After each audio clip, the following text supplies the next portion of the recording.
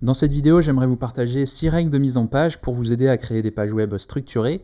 Je vous promets que si vous y connaissez rien en design, à la fin de la vidéo, normalement vous aurez toutes les clés pour pouvoir créer des pages web qui ont l'air professionnelles et qui vous aideront à convertir vos visiteurs en clients. Et si vous êtes intéressé par le web design, chaque lundi j'envoie une newsletter dans laquelle je partage des conseils, des astuces pour créer des sites web qui génèrent des clients. Donc je vous mets un lien dans la description. Donc comment bien structurer une page web ? Alors ça, c'est un problème que moi je vois sur pas mal de petits sites, notamment où il y a énormément de contenu, il y a plein de choses à dire, il y a plein d'images, il y a plein de textes, etc. Mais la mise en page, c'est totalement n'importe quoi. Et le problème de ça, c'est que les visiteurs vont avoir du mal à lire la page, vont avoir du mal à trouver l'info. Et très concrètement, ça va nuire au taux de conversion. Donc c'est-à-dire que les gens, les visiteurs, vont pas forcément prendre contact ou acheter le produit ou quelle que soit l'action qu'on veuille que le visiteur fasse sur le site. Donc, pour éviter ça, il y a 6 règles que je vais vous partager maintenant. Donc, la première, ça va être de rédiger le contenu en amont. Donc, ça peut sembler évident, peut-être pour certains, mais pourtant, il y a des gens qui, notamment, peut-être ont un côté un peu plus designer, qui vont d'abord créer, faire un design de mise en page sans vraiment avoir le contenu. Et donc, en fait, ça va être un design totalement, une mise en page totalement fictive, totalement imaginaire. Le problème de ça, c'est que vous allez vite vous rendre compte que d'abord vous allez faire énormément d'allers-retours. En fait, vous allez vous rendre compte que finalement le texte rentre pas là où on avait prévu, et donc ça va vous forcer à revoir la mise en page que vous aviez prévue. Et donc c'est une énorme perte de temps.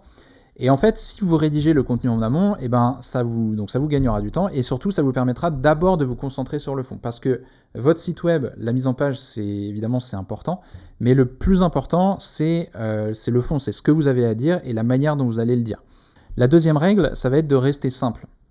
Donc, une bonne mise en page, ça ne veut pas forcément dire, on ne va pas réinventer la roue à chaque fois. En fait, une bonne mise en page, c'est une section égale une idée, et donc vous savez, une page, ça se lit de haut en bas, et donc on va diviser notre contenu en grandes idées, et qu'on va diviser par section. Et donc une section, c'est quoi ? C'est très concrètement un titre, et puis du contenu, donc ça peut être du texte, des images, etc. Et donc ça permet que, en fait, quand quelqu'un navigue sur votre page, quand quelqu'un lit votre page un peu rapidement comme ça, il va scroller et puis il va voir un titre, du contenu, et en fait, sans avoir besoin de lire le contenu, juste en lisant les titres, il va savoir grosso modo de quoi on parle, et donc il va pouvoir après peut-être lire la suite ou pas si ça ne l'intéresse pas. Voilà, donc règle numéro 3, laissez le contenu respirer. Donc ça, hyper important. Sur le web, contrairement à du papier, contrairement à des livres, des affiches ou quoi que ce soit, vous avez un espace infini. Donc, utilisez-le, en fait, laissez de l'espace entre vos sections, entre vos titres, entre vos textes, etc. Parce que ça va éviter ce qu'on appelle la surcharge cognitive. Et donc, la surcharge cognitive, c'est quoi ? C'est quand on arrive sur une page et que il y a plein de textes de partout, on ne sait pas par où commencer, et on peut avoir une espèce de paralysie qui va faire que il y a tellement de choses, tellement d'infos que on ne sait pas par où commencer, on ne sait pas par quel bout prendre la chose, et concrètement ça peut mener soit à carrément quitter la page, soit à ne pas retirer l'info essentielle et ne pas passer à l'action. Ensuite, règle numéro 4, ça va être d'utiliser la hiérarchie visuelle.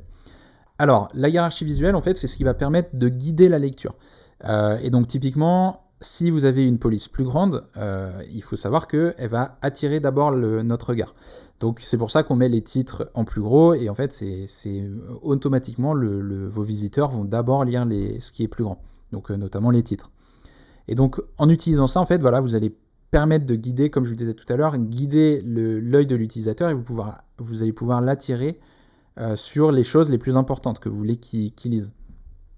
Donc ça marche pour les titres, mais c'est aussi vrai pour, par exemple, les boutons d'action, que vous allez vouloir mettre d'une couleur différente.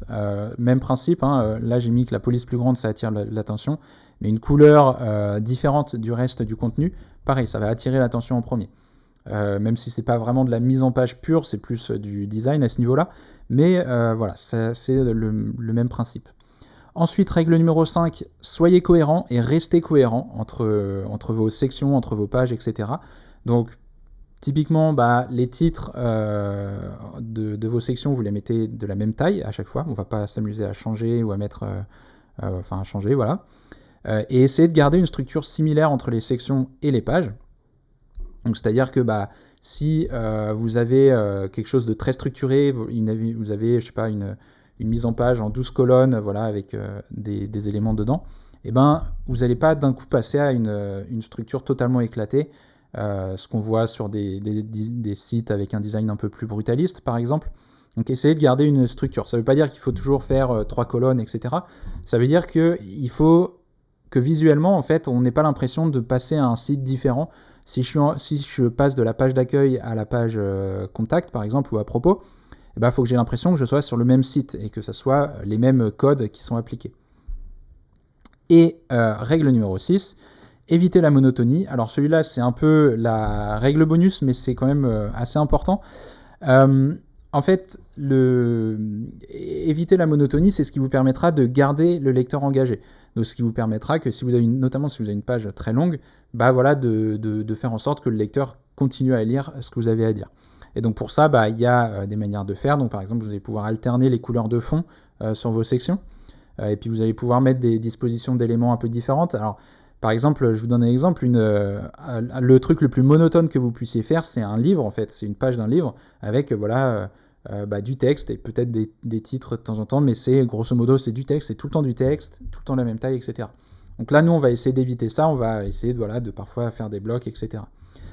Maintenant, pour que ça soit un peu plus clair, je vous propose un petit exemple tout à fait concret où on va justement essayer de faire une mise en page. Donc pour structurer notre page web, comme je vous l'ai dit, on va commencer par rédiger le contenu. Donc ici, j'ai demandé à ChatGPT de me rédiger le contenu d'une page de vente fictive pour un coach sportif. Et donc là, vous voyez que la mise en page, ça serait très bien pour aller sur un livre, mais sur une page web, ça va pas fonctionner. Et donc notre but, ça va être de le mettre ici sur la page de droite au format page web. Donc on va voir comment on va structurer tout ça. Donc la première chose que je vais faire, c'est que je vais créer des marges, vous voyez, comme ça sur les côtés. Ça va me permettre de garder le contenu centré. Ma page, comme je vous l'ai dit, elle fait 1440 pixels de large, donc là je me réduis à une version contenu de 1200 pixels de large, et donc ça permet de garder le regard de l'utilisateur centré. Donc ensuite, je vais créer ma première section, donc la section héros, donc c'est là où on a généralement la proposition de valeur. Donc vous voyez que j'ai mis un fond gris, donc c'est évidemment, là on pourrait mettre une image par exemple, mais donc c'est dans l'idée pour vous montrer, pour délimiter un peu la section par rapport au reste de la page. Donc là, rien de spécial, je vais faire une section centrée, je mets le texte centré, je mets mon appel à l'action, très important sur la section héros. Voilà, donc ensuite je passe à la section suivante, donc là ça va être la section où je vais parler un peu de la... c'est une section où je vais parler un peu, je crois, de la mission du coach en question. Donc là, on va faire une mise en page, pour changer un peu, on va faire une mise en page sur 2 colonnes. Donc là, la première section, j'avais une mise en page centrée. Donc là, je vais faire sur 2 colonnes. Donc à gauche, je mets une image, à droite, je mets un texte.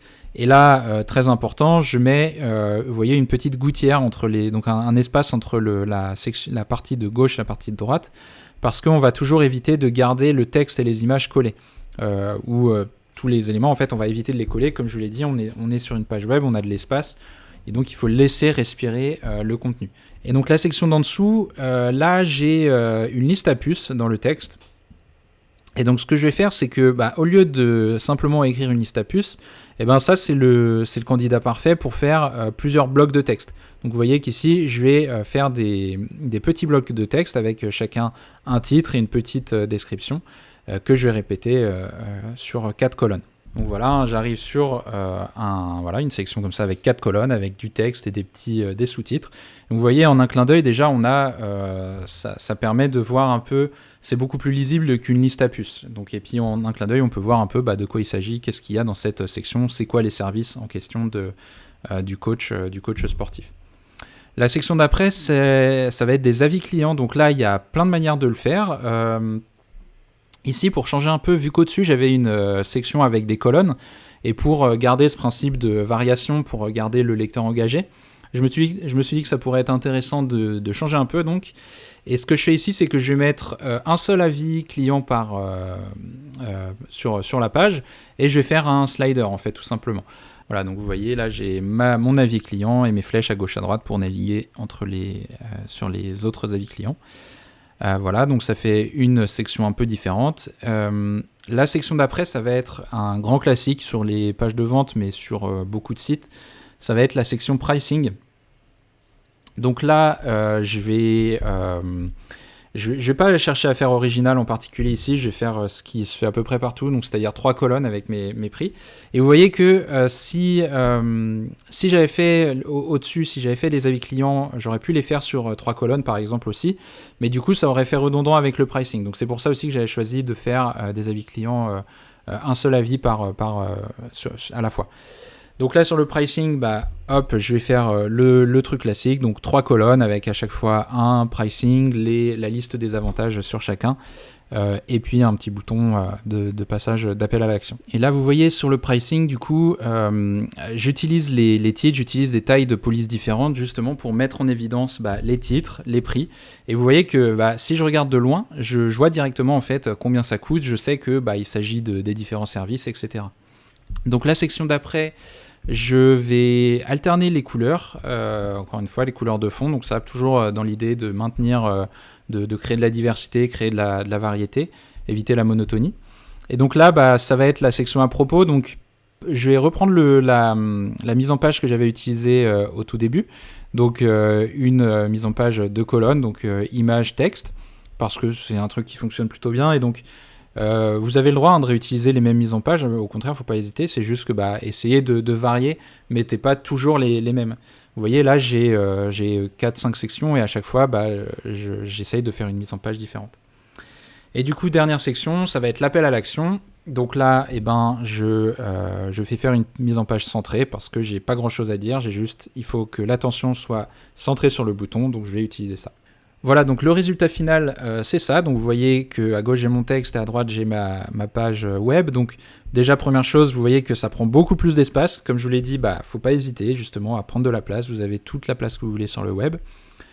Et aussi, vous voyez que j'ai 1, 2, 3, 4, 5, 6, 7 sections. À chaque fois, j'ai utilisé une structure différente. Ce qui permet d'éviter un peu la monotonie. Mais pourtant, j'ai rien fait de très compliqué. Je suis pas allé chercher des mises en page extrêmement complexes ou quoi que ce soit. Comme quoi, vous pouvez rester très simple et faire quelque chose qui soit efficace, qui fonctionne. Là, c'est le cas de cette page de vente, qui est une structure qu'on va retrouver sur beaucoup de pages de vente et qui fonctionne et qui vous aidera à guider l'utilisateur vers l'appel à l'action final. Voilà, j'espère que cette vidéo vous aura aidé. Si c'est le cas, n'hésitez pas à mettre un petit like. Si vous avez des questions, posez-les en commentaire, je me ferai un plaisir d'y répondre. N'oubliez pas de vous abonner à la chaîne pour ne pas louper les prochaines vidéos. Et moi, je vous dis à bientôt.